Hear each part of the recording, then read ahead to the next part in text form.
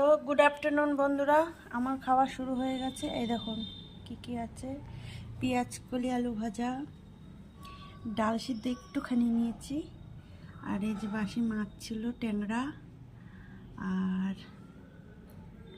এই যে ডিমের কারি, হাঁসের ডিমের কারি, কড়াইশুঁটি, ধনে পাতা দিয়ে দুর্দান্ত লাগে। কিন্তু এই শীতেই ডিমের কারিটা খুব ভালো লাগে।